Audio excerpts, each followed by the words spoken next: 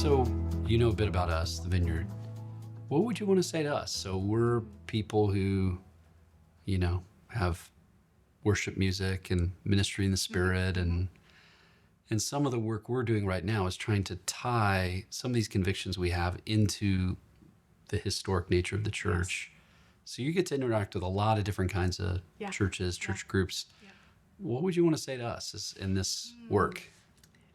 In my experience, every denomination or expression of Christian faith through the ages has gotten some things really well, right? They've captured some part of the vision of what God is calling us into, and then other things have been neglected, right? And so one of the things I love about Vineyard is that focus on worship and on the movement of the Spirit.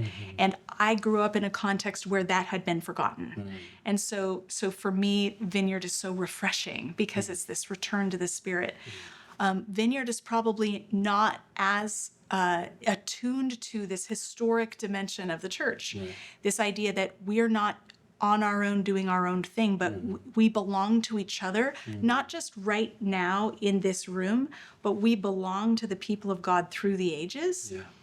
And that, to have that kind of a scope or vision for the church helps us reprioritize, I think. Yeah, I think most people today in the West who are Christians see themselves much more individualistically. They think of themselves as individual Christians, followers of Jesus, take or leave the church. Yeah.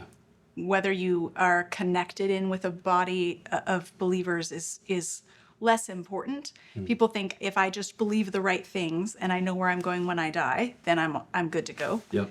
And so even to say like I tie my thoughts to the Reformation or to Pentecost, like that's a huge step forward. I shot real far. Yeah, right. That's a huge step forward because I think most Christians today are thinking of themselves very much in isolation. Yeah, me and Jesus. Me and Jesus. Right. And I would argue that it isn't possible to be a Christian all by yourself. That when we're brought into the faith, we're brought into a family. We're part of the family of faith. And so for us to conceive of ourselves alone is just completely at odds with what the Bible teaches about the community of faith.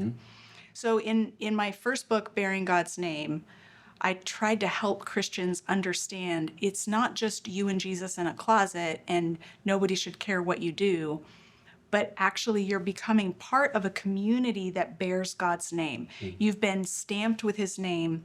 You're now his representatives among the nations. And so collectively, like it or not, you are a witness to the character of God and the purposes of God in the world. You're participants together in that work.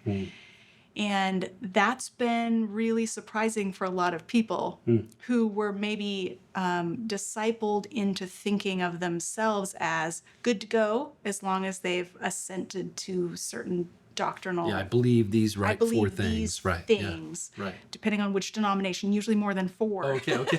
Yeah. Right. Yeah. Again, so, I mean, low. Yeah. Yeah. I mean, so the different church expressions, different denominations have different lists and degrees of specificity and how much wiggle room there is for differences of opinion. Right. I would think Vineyard has a bit more wiggle room there and a bit less specificity, but still people may have the idea like, oh, I'm good to go because I believe these things. So therefore, I'm okay. That's what they're thinking. Like Jesus and I are okay. Yep. And I would love to see people recover a more robust vision of what it means to be part of the family of faith.